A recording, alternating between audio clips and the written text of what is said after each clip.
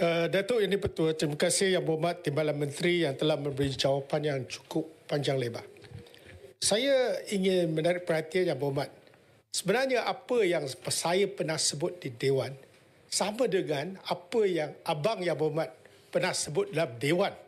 Kita selang satu hari, iaitu rungutan daripada orang bawah LHDN tidak seperti dulu memulangkan jumlah besar kepada keseluruhan jumlah refund kepada pembayar cukai. Saya rasa ini dalam konteks mereka yang merupakan sole proprietor. Contoh, ada satu bukti 13,000 lebihan cukai. Dia hanya diberi 650, 5% daripada jumlah keseluruhan. Dan ditanya lagi, saya semak dengan accountant juga, dia kata, first payment 5%, betul. Tapi berapa lama dia boleh anjak sampai 4 tahun untuk bayar balik. Ini yang menyebabkan Abang Yang Berhormat daripada Bagan dengan saya pembimbang kerana ini yang berlaku semasa GST, pembayaran balik refund mechanism 25% lambat menyebabkan kecairan tunai dan jadi masalah. Jadi dalam konteks ini, saya boleh mengaku bahawa dalam kes pembayar cukai individu kecil, tak banyak. Tapi untuk perniagaan, saya minta perkara ini dapat dilihat jangan sampai 4 tahun.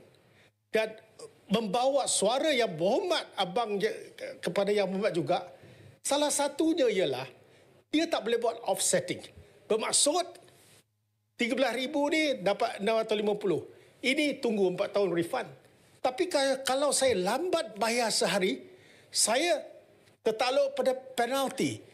Kalau sudah ada kredit dalam refund, kenapa tidak buat offsetting, selesai masalah?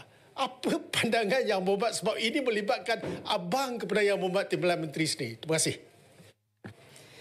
Terima kasih Datuk Tuan Yang di-Pertua. Terima kasih kepada Yang Berhormat Aitam. Ya, kita faham tentang situasi itu sebab soalan original atau soalan asal mengenai cukai individu. Cukai individu pada masa ini kita memang dalam good control, dalam kawalan yang baik, kita tak ada tunggakan. Tetapi kita bagi bayaran balik pendapatan dari segi syarikat.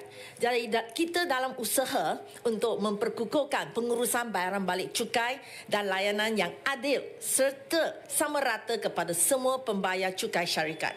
Kita kerajaan telah membuat beberapa penambahbaikan seperti antaranya adalah pendekatan refund first, audit later, di mana LHDN akan membayar dahulu bayaran balik lebihan cukai sebelum menjalankan audit terhadap kes berkenaan. Menggunakan pakai konsep first in, first out. Dengan izin iaitu bayaran balik lebihan cukai yang tertunggak lebih lama akan diberi keutamaan, itu didahulukan. Pengagihan bayaran balik lebihan cukai secara seimbang berdasarkan usia tunggakan. Keutamaan akan diberikan bagi bayaran balik lebihan cukai yang diberikan kepada kes yang telah tertunggak lebih lama. Dan juga pembayaran balik lebihan cukai kepada semua pembayar cukai mengikut amal yang telah diluluskan. Kita ada satu formula. Dan juga pembayar cukai dibenar untuk membuat semakan. Yang ini untuk masa depan.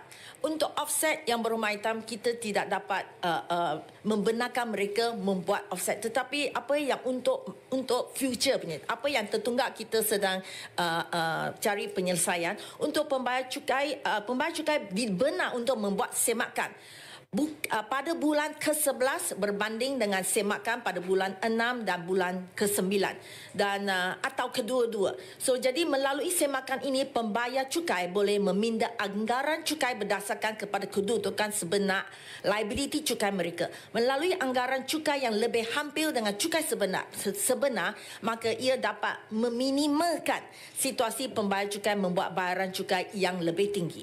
Dan juga selain daripada itu, LHDN turut memberi pertimbangan keutamaan ke atas syarikat perusahaan kecil dan sederhana, especially PMKS, dan juga syarikat yang mengalami masalah aliran tunai seperti yang disebutkan oleh Yang Berhormat. Bagi pembayar cukai yang memohon penyelesaian cukai melibatkan kes pertikaian atau ada dispute dengan izin, bayaran balik akan diproses sepenuhnya setelah permohonan surat penyelesaian cukai didapati teratur dan lengkap. Strategi serta pelaksanaan bayaran balik oleh LHDN adalah tertakluk kepada pelbagai faktor. Walau bagaimanapun, LHDN dengan Kementerian Kewangan akan terus berusaha melaksanakan bayaran balik sepenuhnya.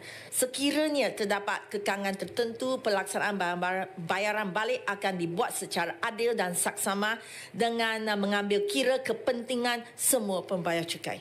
Sekian, terima kasih. Terima kasih, Mohd. Seterusnya.